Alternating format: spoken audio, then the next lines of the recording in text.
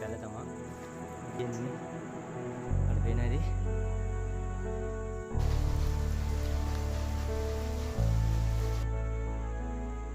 අතන මොකක් හරි මේ තොරණක් ගහපු එකක්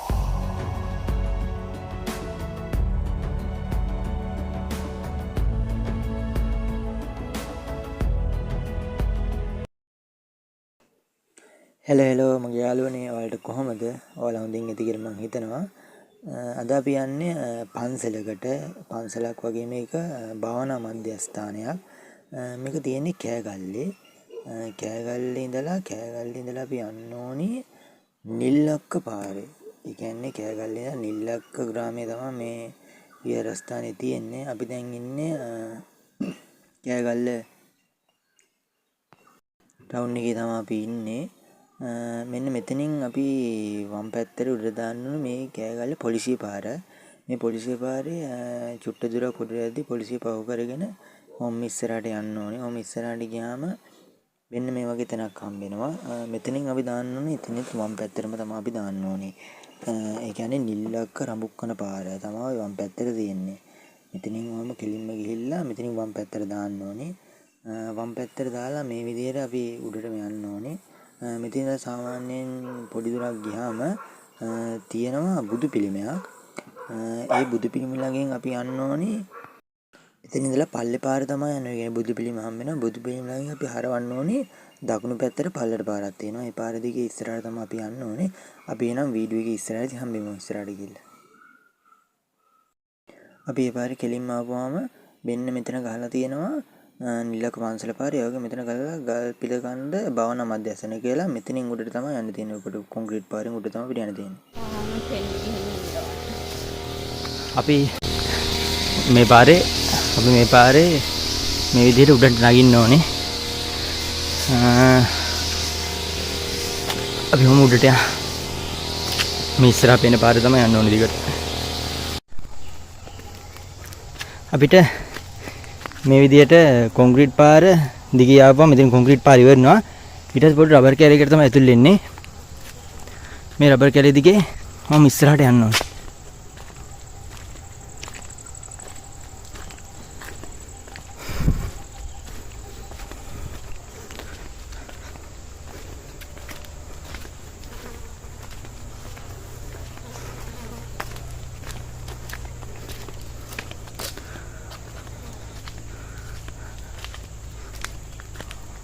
ඊට පස්සේ අපිට ආයෙත් මේ විදිහට පොඩි කොන්ක්‍රීට් දාලා තියෙන පොඩි තීරුවක් හම්බ වෙනවා.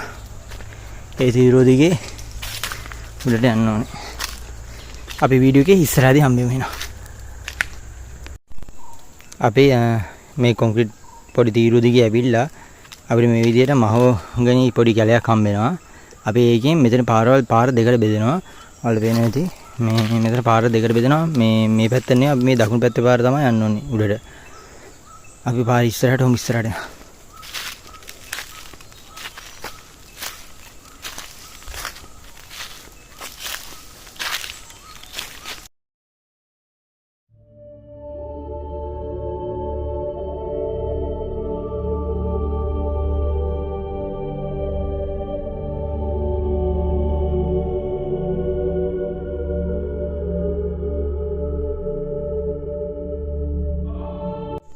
අපි මේ පැත්තේ ඉඳලා මහෝගනි කැලේ පාස් කරන් මෙහෙ උඩට ආපුවාම මේ වගේ පොඩි ගල් තීරුවක් හම්බ වෙනවා. ගල් තලාව. මෙතනින් මේ උඩ පාරේ තමයි යන්න ඕනේ.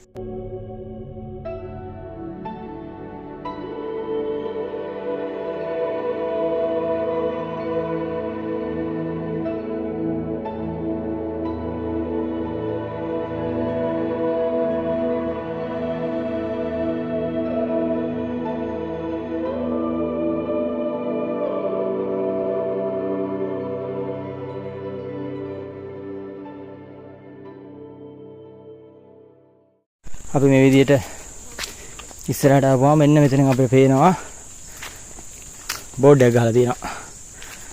මෙන්න මේ විදිහට ගලපිල කන්ද භාවනා මධ්‍යස්ථානය කියලා.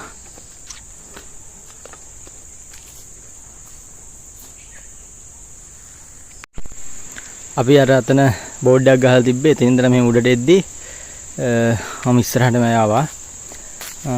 අපි මෙන්න මෙතනින් උඩ ඔයාලට පේනවා ඇති. මේක දිගේ යද්දී උඩින් පොඩි චෛත්‍ය පේනවා. මේ චෛත්‍ය උඩ කොටස ඔයාලට පේනවා ඇති. මෙතන පොඩි බල්බයක් ගහලා තියෙනවා. මේ අපිට මේක දිගේ තමයි ඉස්සරහට යන්න ඕනේ. අපි යමු ඉස්සරහට.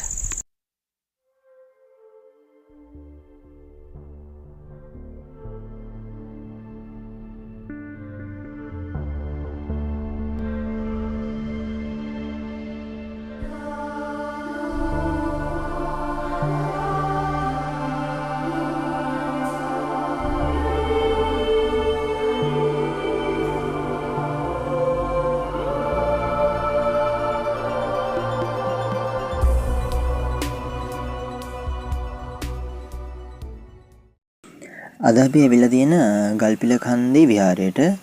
මේක ගොඩක් අය කියන්නේ ගල්පිල කන්දේ විහාරය කියලා. ඒ වගේම භාවනා මධ්‍යස්ථානය කියලා කට්ටිය කියනවා. මේක මෑත කාලයේදී ඉදිකරන ලද විහාරස්ථානයක් තමයි. ඒ කියන්නේ මේක තව වැඩ නිම කරලා නැහැ. තව වැඩ තියෙනවා. මෙතන චෛත්‍ය තියෙනවා. මෙතන පොඩි බුදු කුටියක් තියෙනවා. ඒ වගේම මෙතන එහා පැත්තේ මේ බෝපැලයක් ස්ථාපිත කරලා තියෙනවා. මේ විදිහට තමයි අපිට මේ පේන්නේ. පන්සලට ආවම සාමාන්‍යයෙන් උස කන්දක ගල් තලාවක තමයි මේ පන්සල තියෙන්නේ. මෙන්න මෙතන පල්ලේ භාවනා මධ්‍යස්ථානය කියන භාවනා කුටි තියෙනවා. ඒ වගේම මේ වල පේනදී කඳු පන්දිය ලස්සනට පේනවා. මාරුම් විව් එකක් මෙතෙන්ට පේනවා. ඒ වගේම දෙපැත්තෙම පේන මේ පැත්තෙනුත් කඳු වැටියම්ම පේනවා. මෙන්න මෙතන මේ භාවනා කරන කුටි තමයි මෙතන තියෙන්නේ. ස්වාමීන් වහන්සේලා මෙතන කුටි දෙකක් තියෙනවා. ඒ වගේම මේ හරිය තව දෙකක් විතර තියෙනවා. මේ ওই විදිහට තමයි මේ භාවනා කරන කුටි තියෙන්නේ. ওই විදිහට තමයි අපේ පන්සල පේන්නේ.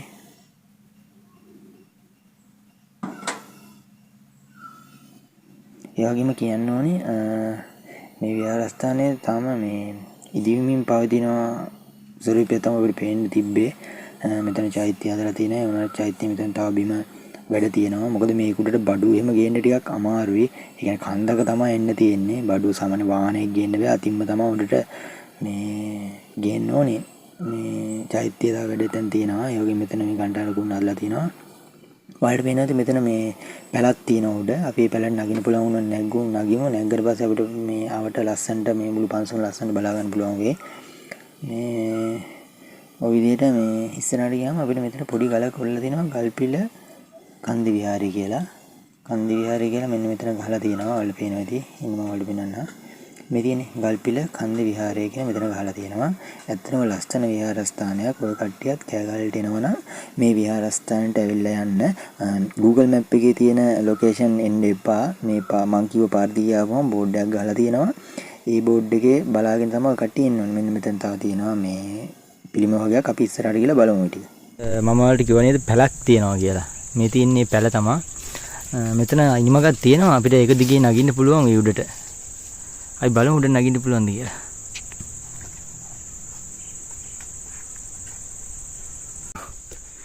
අපි නගමු පැලකට. මට බහින්න බෑ. මම හොඳට හදලා ඇතිනේ.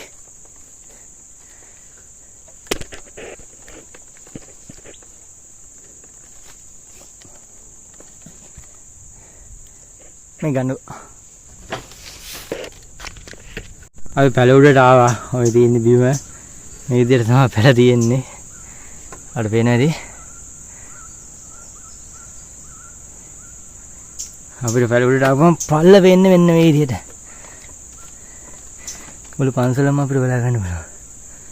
අන්න මේ විදිහට. අපි දැන් පැල උඩ තමයි ඉන්නේ. ඔයාට ගොරෝනවා සද්දය ඇහෙනවා ඇති. මෙතන ලොකු කන්දක් තිබ්බ. ඒ කන්ද වැහිලා තියෙන දැන් වැහි වලාකුළට. අපි මෙතින් පල්ලෙහාට යන්නත් ඕනි.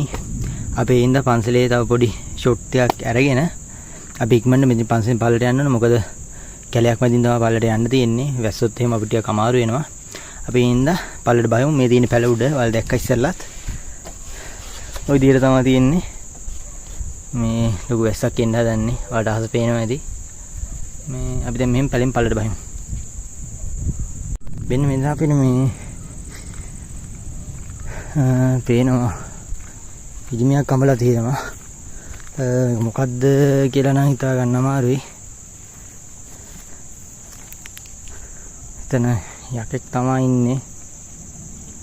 මෙතන මොකක් හරි මේ තොරණක් ගහපු එකක් තමයි මේ තියෙන්නේ. මේ මෙතන ගහලා තියෙනවා දහන්සොඬ ජාතකය කියලා.